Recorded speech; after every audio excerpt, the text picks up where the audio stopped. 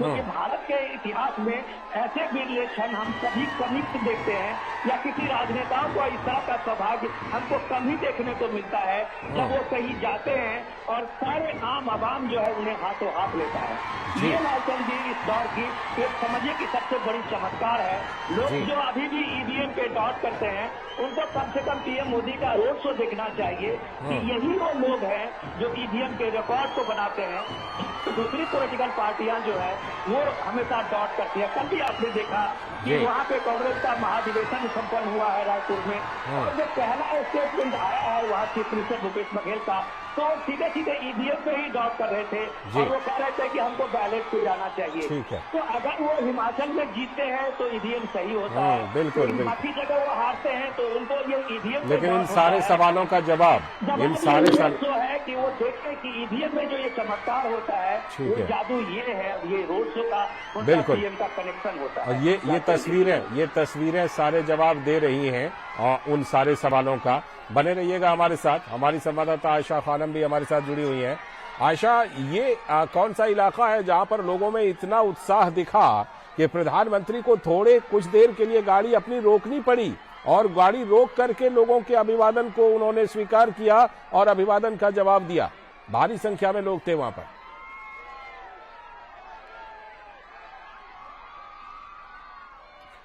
आयशा, अब तक आवाज आ रही है? लगता है आयशा तक फिलहाल हमारी आवाज नहीं पहुंच पा रही है, लेकिन आप तस्वीरों में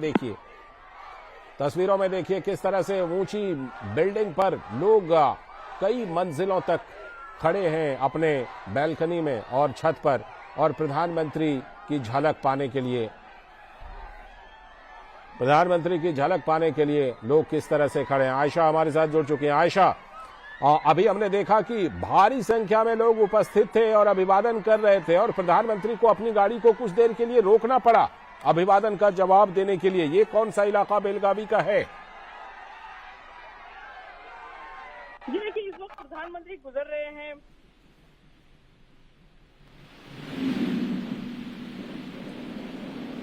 आयशा, अब तक आवाज जारी है?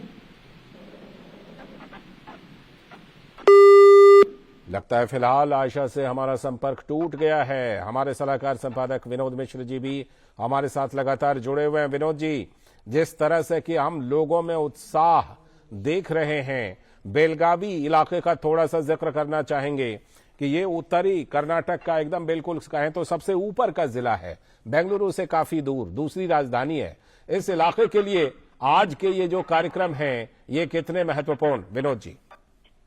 देखिए लालचंद जी, हमें सिर्फ इसको एक बेलगावी और इसको एक शिवमोगा के ही तरफ से नहीं देखना चाहिए, क्योंकि बेलगावी में आज देखिए कि शिवमोगा एयरपोर्ट का उद्घाटन हो रहा है और पीएम जो है कर्नाटक के इस दौरे में इस बेलगावी के इलाका का जो पिछड़ेपन से का लोगों की शिकायत थी वो अब ये देश के मानचित्र में वो सीधे सीधे एयरपोर्ट से जुड़ने जा रहा है। तो ये एक बड़ा ये जो उनको मिलने जा रहा है तोहफा, इसको आप इसको इस रूप में समझ सकते हैं कि ये कर्नाटक के लिए भी एक खास है कि ये इस साल में ये फरवरी तक, आप ये देखिए 27 फरवरी तक पीएम का ये 5वां दौरा है कर्नाटक का, जहां तक मुझे याद है लालचंद जी।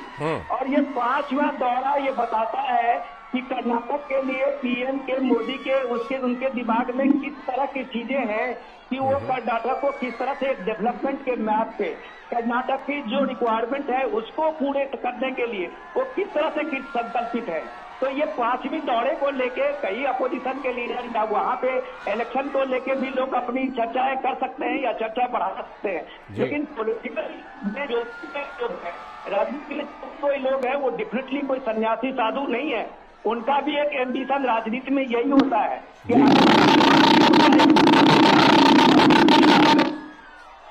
जी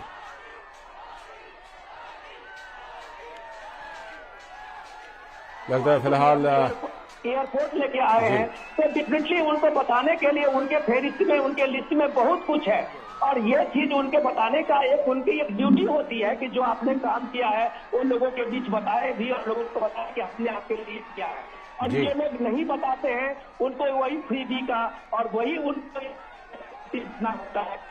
अपोजिशन में वहाँ पे देख रहे हैं कि सारे पार्टियां जो है वो फ्रीडी की एक अलग से लिस्ट बनाई हुई है, लेकिन यहाँ पीएम मोदी उसके बदले में शॉर्टकट की सियासत से अलग लोगों के बीच की सियासत कर रहे हैं, लोगों के बीच में रिच आउट कर रहे हैं और अपने डेवलपमेंट एजेंडे को लोगों के सामने रख रहे हैं। बाकी फैसला को करना है जो इस लास्ट के महीने में आप देखेंगे, साल के अंत में यहाँ इलेक्शन भी होने वाला है, तो डेफिनेटली इसका इलेक्शन भी मकसद होगा, लेकिन उस इलेक्शन में पीएम ने अपना डेवलपमेंट के एजेंडे को सामने में रख दिया है कि हमने जो 5 साल यहाँ पे शासन किया है जी, हमने तय करना है तो कर्नाटक के विकास के लिए क्या क्या मॉडल दिया है और इस जी ये आज का सबसे बड़ा ये है। और एक और खास बात का आपसे जरूर जिक्र करना चाहूंगा विनोद जी। आज शिवमोगा में प्रधानमंत्री ने मंच से ऐलान किया कि बीएस येदियुरप्पा का आज जन्मदिन है। वहां से उन्होंने आह्वान किया, वहां के उपस्थित लोगों से मोबाइल का टॉर्च जलाने को कहा और जिस तरह से प्रधानमंत्री का जेस्चर रहा, उसने न सिर्फ येदियुरप्पा जो वरिष्ठ नेता हैं उनको टच किया होगा, बल्कि वहां पर उपस्थित लोगों को भी टच किया होगा और पूरे कर्नाटक के लोगों को भी टच किया होगा। तो प्रधानमंत्री की ये खासियत उन्हें लोगों से जोड़ती है। बिल्कुल देखिए राजन जी, ये अभी कर्नाटक में एक जो मीडिया की तरफ से ये फेक नैरेटिव चल रहा था कि शायद येदियुरप्पा को साइडलाइन कर दिया गया है और उसका खामियाजा उनको भुगतना पड़ेगा बीजेपी को, क्योंकि लिंगायत समुदाय के वो येदियुरप्पा जो है वो सबसे बड़े टॉल लीडर आज की तारीख में माने जाते हैं। बिल्कुल। लेकिन पीएम मोदी जो वहाँ में जिन लीडरों का जमीन से जुड़ाव है, जिनका समाज में जो भी कंट्रीब्यूशन है, उसको हमेशा सामने में रखते हैं। ये पीएम मोदी के अपने जो भी वरिष्ठ सहयोगी है उसके साथ में उनका एक पर्सनल कनेक्शन भी है। और आज आप देखेंगे कुछ मंच पे जब आपने देखा कि जी, और इस बीच में हम तस्वीरें देख रहे हैं कि किस तरह से बहुमंजिली इमारतों पर लोग बिल्कुल खचाखच भरे पड़े हैं। सड़कों के किनारे तो लोग हैं ही, बल्कि बहुमंजिली इमारतों पर भी लोग खचाखच भरे पड़े हैं और प्रधानमंत्री के ऊपर फूलों की ऐसी बारिश हो रही है, जो कि होली तो बाद में होने वाली है, लेकिन ऐसा लग रहा है जैसे बेलगावी के लोग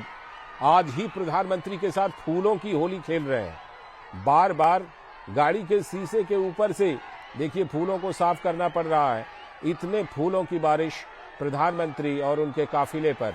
बेलगावी के लोग कर रहे हैं। तो प्रधानमंत्री का ये रोड शो, जिसका सीधा प्रसारण आप कर्नाटक के बेलगावी से देख रहे हैं, तो प्रधानमंत्री नरेंद्र मोदी वहां पर पहुंचे हुए हैं और इस रोड शो के बाद प्रधानमंत्री बेलगावी में भी कई परियोजनाओं का उद्घाटन और शिलान्यास तो करेंगे ही, साथ ही देश भर के 8 करोड़ से भी ज्यादा किसानों को करीब 16,800 करोड़ रुपए की राशि डीबीटी के जरिए ट्रांसफर करेंगे। और ये पीएम किसान सम्मान निधि की 13वीं किश्त होगी, जो प्रधानमंत्री अब से कुछ ही देर बाद किसानों को समर्पित करने वाले हैं, उनके खातों में ट्रांसफर करने वाले हैं। और उससे पहले प्रधानमंत्री का ये रोड शो कर्नाटक के बेलगावी में देखिए किस तरह से लगातार लोग अभिवादन कर रहे हैं, फूलों की बारिश कर रहे हैं और प्रधानमंत्री का काफिला धीरे धीरे कार्यक्रम स्थल की ओर बढ़ता हुआ, जहां पर प्रधानमंत्री कई विकास परियोजनाओं का उद्घाटन और शिलान्यास करने वाले हैं। तो प्रधानमंत्री नरेंद्र मोदी कर्नाटक के दौरे पर हैं और इससे पहले शिवमोगा में भी कई परियोजनाओं का उद्घाटन और शिलान्यास प्रधानमंत्री कर चुके हैं और उसके बाद अब प्रधानमंत्री बेलगावी पहुंचे हैं और बेलगावी में जो अभी फिलहाल कार्यक्रम स्थल की तरफ जाते हुए हेलीपैड से लेकर कार्यक्रम स्थल तक ये रोड शो प्रधानमंत्री नरेंद्र मोदी का, जिसका आप सीधा प्रसारण अपने टेलीविजन स्क्रीन पर देख रहे हैं और जिस तरह से वहां पर लोगों का उत्साह है, लोग जिस तरह से अभिवादन कर रहे हैं, प्रधानमंत्री भी उनसे लगातार, प्रधानमंत्री भी गाड़ी में बैठे हुए नहीं है, बल्कि वो लगातार गाड़ी में खड़े होकर चलती गाड़ी में खड़े होकर हाथ हिलाकर लोगों के अभिवादन का जवाब दे रहे हैं। लोगों के उत्साह का जवाब प्रधानमंत्री भी लगातार दे रहे हैं। तो कर्नाटक के बेलगावी से ये सीधी तस्वीरें आप देख पा रहे हैं। सड़कों पर भी प्रधानमंत्री के स्वागत में आप देख सकते हैं कि कितने फूलों की बारिश हुई है। आयशा खानम हमारी संवाददाता एक बार फिर से हमारे साथ जुड़ गई है। आयशा, लगता है बेलगावी के लोग आज ही होली खेल रहे हैं, वो भी फूलों की होली, और वो भी प्रधानमंत्री नरेंद्र मोदी के साथ। आयशा, साफ नजर आ रहा है तस्वीरों में कि बेलगाम के लोगों का खुशी का ठिकाना नहीं है आज, और आज वो खुलकर प्रधानमंत्री नरेंद्र मोदी के रूबरू होना चाहते हैं, और वो चाहते हैं कि वो और करीब से उन्हें देखें, क्योंकि प्रधानमंत्री नरेंद्र मोदी जैसा कि हमेशा से कर्नाटक के साथ जुड़े हैं। हमेशा से प्रधानमंत्री नरेंद्र मोदी खासकर उत्तर कर्नाटक के लोगों के लिए विशेषता ये रही है कि प्रधानमंत्री जब भी उत्तर कर्नाटक में रहते हैं, उत्तर कर्नाटक में आते हैं और संबोधित करते हैं यहाँ पर, वो जरूर संत बसवेश्वर यानी बसवण्णा की जो फिलॉसफी है उसके बारे में बात जरूर करते हैं। और वो अनुभव मंटपा जो बसवण्णा ने शुरू किया था, एक ऐसा जो डेमोक्रेटिक सिस्टम है भारत का, वो उस 13वीं सदी में किस तरह से था, और बिल्कुल उस वक्त की उस सदी की झलक आज प्रधानमंत्री के जो योजनाएं हैं, जो विजन है, उसमें उन्हें नजर आती है। प्रधानमंत्री नरेंद्र मोदी हमेशा से अनुभव मंटपा के बारे में उत्तर कर्नाटक के लोगों के साथ बात करते हैं, उनके साथ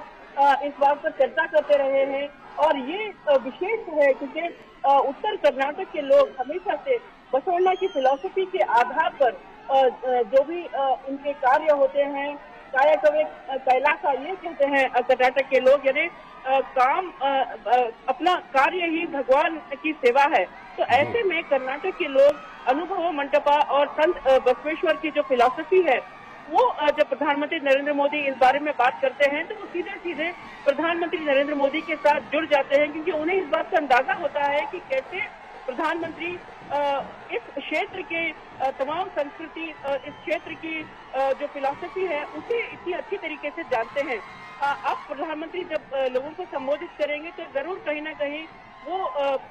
संत बसवण्णा के वचनों के बारे में बात जरूर करेंगे। और यही बात है कि उत्तर कर्नाटक के लोगों को प्रधानमंत्री के करीब लाती है, और लोग इस जोश और उत्साह के साथ उनका स्वागत करने के लिए पहुंचते हैं। तो आज जब इन तमाम योजनाओं का जो ऐलान करेंगे प्रधानमंत्री, और किसान करीब 8 करोड़ किसानों को किसान सम्मान निधि योजना के तहत 13वीं किस्त प्रदान करेंगे, तो इसके बाद यहाँ के किसानों के लिए भी बहुत ही एक अचीवमेंट की बात रहेगी, क्योंकि अब आगे चलकर कुछ समय के बाद मई जून में किसान दोबारा गन्ना खेती शुरू करेंगे यहाँ पर, और कई किसान जो है इस निधि के जरिए वो अपने छोटे मोटे कार्य में इस निधि को इस्तेमाल करते हैं। तो किसान इस क्षेत्र में अपने आप को बहुत ही एम्पावर्ड मानते हैं, क्योंकि किसान सम्मान निधि योजना के तहत करीब 6000 करोड़ रुपए का लाभ अभी तक इन किसानों को मिलता रहा है। और उत्तर कर्नाटक हालांकि है तो जैसे कि मैंने कहा, कुछ इलाके उत्तर कर्नाटक में सूखाग्रस्त इलाके होते हैं, जैसे गुलबर्गा, बल्लारी, रायचूर, लेकिन इन क्षेत्रों में कृषि के अलावा हॉर्टिकल्चर को भी बढ़ावा दिया जा रहा है। और किसान जो है नए तरीके तलाश रहे हैं। जो एग्रीकल्चर पॉलिसी जो शुरू की है केंद्र सरकार ने, उसके तहत हॉर्टिकल्चर के जो नए आयाम है वो किसान यहाँ पर अपना रहे हैं। तो किसानों के लिए प्रधानमंत्री नरेंद्र मोदी का यहाँ आना, उनके साथ इस तरह से सीधे सीधे संपर्क बनाना एक बहुत ही उम्मीद कायम करती है उनके बीच में, एक ट्रस्ट ब्रिज बनाता है प्रधानमंत्री और किसानों के बीच और यहाँ के आम लोगों के बीच में। तो जाहिर है आज का जो ये प्रोग्राम है, जो इवेंट रहेगा मालिनी सिटी में, इसके तहत कर्नाटक के लोग आज इसको बहुत ही ऐतिहासिक मान रहे हैं, क्योंकि शिमोगा में एयरपोर्ट का उद्घाटन, उसके साथ साथ जल जीवन मिशन का उद्घाटन, और अब बेलगावी में किसानों का एम्पावरमेंट, और उसके साथ साथ रेल योजनाएं, और बेलगाम में भी जल जीवन योजना का उद्घाटन, ये तमाम चीजें मिलाकर कर्नाटक को विकास की एक ऐसी राह पर प्रधानमंत्री लाकर खड़ा कर रहे हैं जिसके तहत विकास और जिसके तहत कर्नाटक का विकास देश के विकास में अपना योगदान पेश कर सकता है और कर्नाटक दक्षिण भारत के राज्यों में एक बेहद प्रोग्रेसिव स्टेट बनकर उभर सकता है। बिल्कुल, और जिस तरह से आपने कहा कि कर्नाटक देश के विकास के साथ कदम ताल कर रहा है, इसमें जरूर जो डबल इंजन की सरकार है, चाहे केंद्र में भारतीय जनता पार्टी की सरकार, एनडीए की सरकार है, और कर्नाटक में भी एनडीए बीजेपी की सरकार है, तो ये डबल इंजन सरकार होने का फायदा कर्नाटक को काफी मिल रहा है योजनाओं को लागू करने में। आयशा, बिल्कुल, डबल इंजन सरकार का मतलब ही होता है कि will power to implement the project, यानी जो प्रोजेक्ट जमीन पर शुरू किए गए हैं उनको जल्द से जल्द पूरा करना, डेडलाइन के तहत पूरा करना, यही मकसद है डबल इंजन सरकार का, यही मतलब है डबल इंजन सरकार का। तो जाहिर है कर्नाटक में बीजेपी सरकार होने के चलते यहाँ की सरकार केंद्र सरकार के साथ बेहतर तालमेल करके कई प्रोजेक्ट, कई योजनाओं को गति दे रही है और कई योजनाएं जो है कर्नाटक की योजनाएं वक्त से पहले पूरा हो रहे हैं। देखिए, शिवमोगा का एयरपोर्ट भी कई सालों से 2008 से शुरू किया गया ये प्रोजेक्ट, लेकिन अब पिछले 2-3 साल में इस प्रोजेक्ट को गति मिली और बीजेपी सरकार ने, कर्नाटक की बीजेपी सरकार ने मिलकर, खासकर बीएस येडियुरप्पा अपने नेतृत्व में अपनी जिम्मेदारी उठाते हुए उन्होंने केंद्र सरकार के साथ मिलकर इस एयरपोर्ट को पूरा होने में उन्होंने अपना पूरा योगदान दिया। और ये एयरपोर्ट जो है लो कॉस्ट एयरपोर्ट है, करीब 500 करोड़ की लागत पर कर्नाटक में दूसरा सबसे बड़ा एयरपोर्ट, बैंगलोर के बाद दूसरा बड़ा एयरपोर्ट तैयार हुआ है। तो ये एक विल पावर है जिसके तहत जमीनी जो हकीकत है, जो जमीन पर जो प्रोजेक्ट है वो जल्द से जल्द पूरे हो जाते हैं और यही इसका मतलब होता है डबल इंजन सरकार। यानी कोई राजनीतिक मतभेद नहीं, कोई राजनीतिक दीवार नहीं, दोनों सरकारें मिलकर, केंद्र और राज्य की सरकार मिलकर इस क्षेत्र के विकास के लिए काम करते रहे हैं और इस क्षेत्र में कई जो योजनाएं हैं उसे पूरा होने में अपनी तरफ से योगदान देते रहे हैं। तो प्रधानमंत्री नरेंद्र मोदी हमेशा से गति शक्ति स्कीम जो है केंद्र सरकार की, उसके तहत भी तमाम योजनाओं को इंटीग्रेट किया गया है। कई योजनाएं जो हैं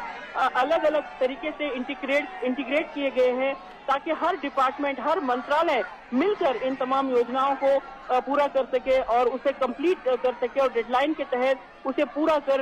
लोगों को सौंप दिया जाए। तो ये मकसद है डबल इंजन सरकार का। और कर्नाटक में भले ही कर्नाटक के मुख्यमंत्री बसवराज बोम्मई कांग्रेस के निशाने पर रहे हमेशा, लेकिन विकास की बात जब आती है तो कर्नाटक में बसवराज बोम्मई, कर्नाटक के मुख्यमंत्री या फिर कर्नाटक के पूर्व मुख्यमंत्री बीएस येडियुरप्पा ने कोई कॉम्प्रोमाइज नहीं और उन्होंने हमेशा से कर्नाटक के लोगों के जो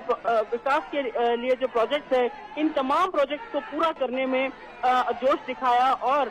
कभी इसमें कोई रुकावट पैदा होने नहीं दी। तो यही वजह है कि प्रधानमंत्री को यहाँ के लोग अब उन्हें विश्व मानव कह रहे हैं, तो जाहिर है प्रधानमंत्री का नेतृत्व ये खुलकर सामने आता है। और खास बात ये भी है, प्रधानमंत्री ने जब बात कही शिवमोगा में कि G20 के तहत कैसे पूरा विश्व जो है भारत की ओर देख रहा है और G20 के तहत भारत न केवल अपने देश का विकास बल्कि विश्व के 20 देशों के साथ बैठकर आम आदमी के विकास, आम आदमी के लिए पॉलिसी सेंट्रिक, आम आदमी के लिए पॉलिसी बनाने में योगदान दे रहा है। तो ऐसे में भारत का जो रोल है विश्व में भी नजर आ रहा है, जो लीडरशिप जो है वो विश्व में भी नजर आ रही है। लेकिन जमीनी हकीकत आज बेलगाम में जो प्रधानमंत्री का स्वागत हुआ और जिस तरह से प्रधानमंत्री को लोग उन्हें देखने के लिए आगे बढ़ते गए और पूरे बेलगाम में हम सुन सकते हैं कि मोदी मोदी के नारे लगे हैं। तो इससे ही साफ जाहिर होता है कि एक प्रधानमंत्री कैसे आम आदमी तक अपना संपर्क बनाकर आम आदमी के लिए काम करने का, आम आदमी की विकास की योजनाएं बनाने के लिए उन तक पहुंचने की कोशिश करते हैं। तो प्रधानमंत्री लोगों के भाव जरूर समझते होंगे जब वो इस क्राउड को देखते हैं, ये जनता को देखते हैं, जब वहां से गुजरते हैं तो ये तमाम चीजें झलकती है उनकी विजन में और उनकी पॉलिसी मेकिंग लीडरशिप में। तो यही वो बात है कि यही वो चीज है जो प्रधानमंत्री को एक आम आदमी के बीच विश्व मानव माना जा रहा है। और विश्व मानव का मतलब ही ये होता है कि एक ऐसा नेता, एक ऐसा नेतृत्व जो हर एक को साथ लेकर चले। और आज बेलगाम में सबका साथ सबका विकास की नीति जो हम कह रहे हैं और कर्नाटक में जो आज हम देख रहे हैं वो एक उदाहरण बनकर इस तस्वीर में झलक रही है। लालचंद जी बिल्कुल। और ये जो तमाम योजनाएं हैं इसमें जाहिर सी बात है कि जो इंफ्रास्ट्रक्चर से जुड़ी हुई योजनाएं वो तो हैं ही, लेकिन इस इलाके के लिए आयशा, क्योंकि ये इलाका महाराष्ट्र से सटा हुआ है और ये इलाका थोड़ा सा पठारी इलाका है, इस इलाके के लिए जो जल जीवन मिशन के तहत बहुग्राम योजना जो है वो और ज्यादा महत्व का हो जाता है।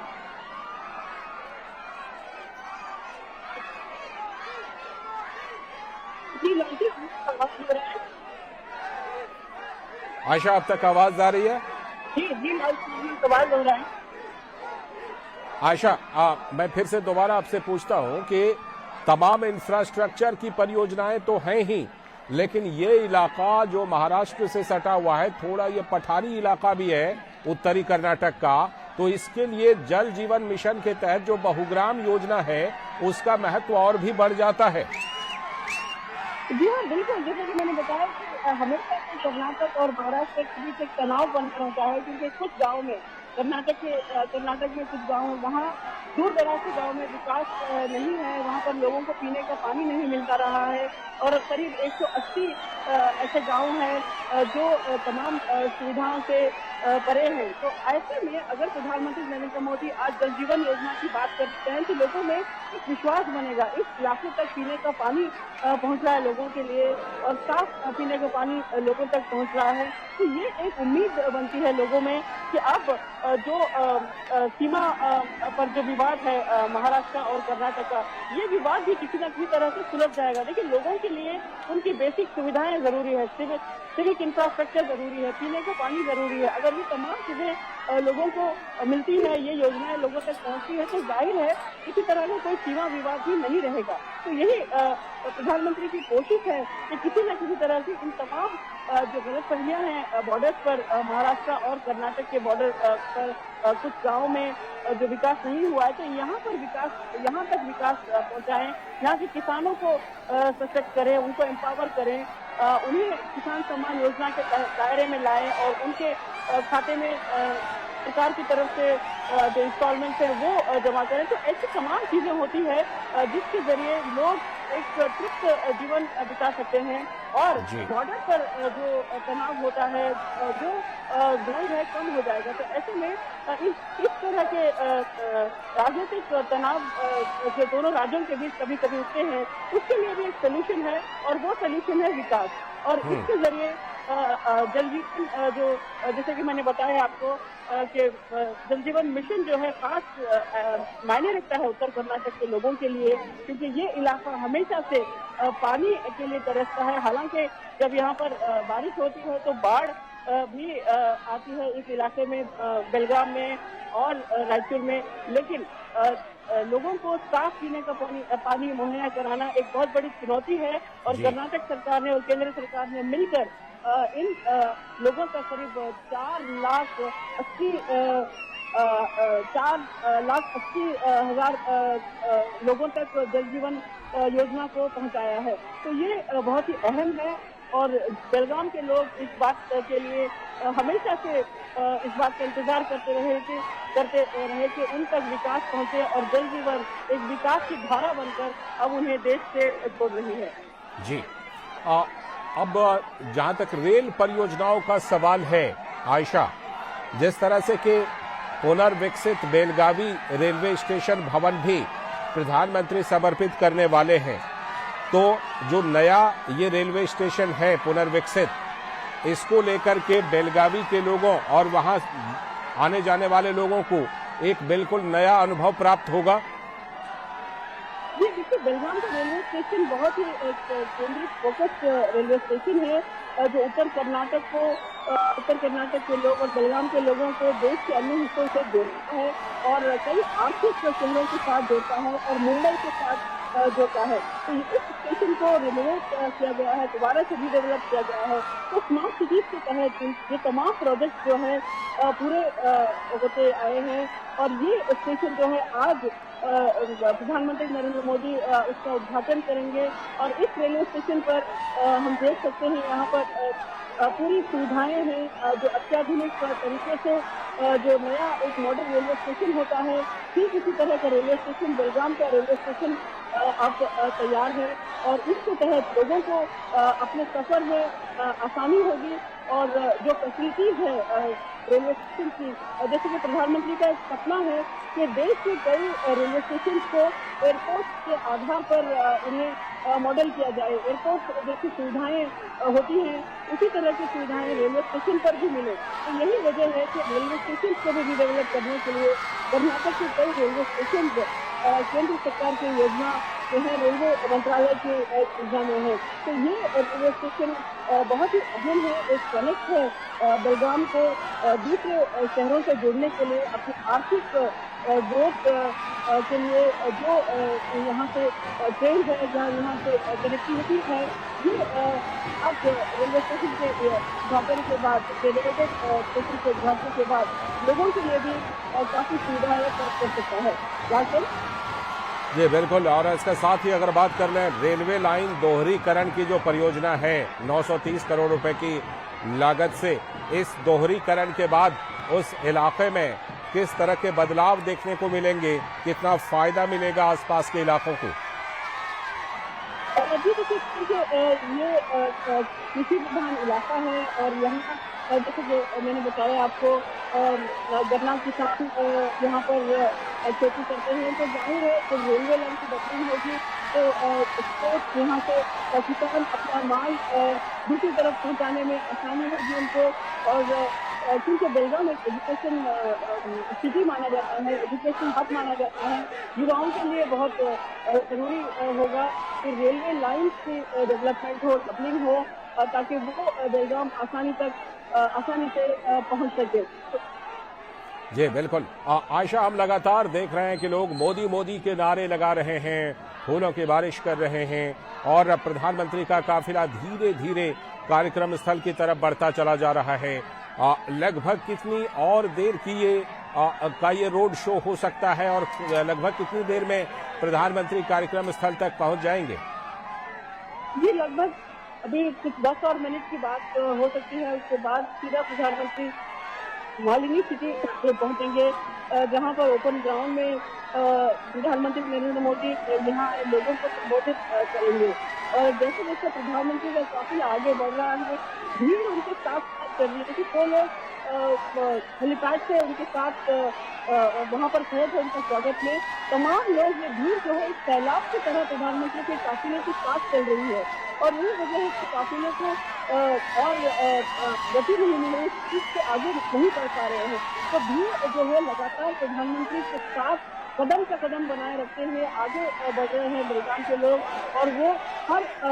मोड़ पर प्रधानमंत्री नरेंद्र मोदी के साथ चलते हुए नजर आ रहे हैं। तो और 10 या 12 मिनट के अंदर प्रधानमंत्री नरेंद्र मोदी मालिनी सिटी पहुंच जाएंगे, जहां पर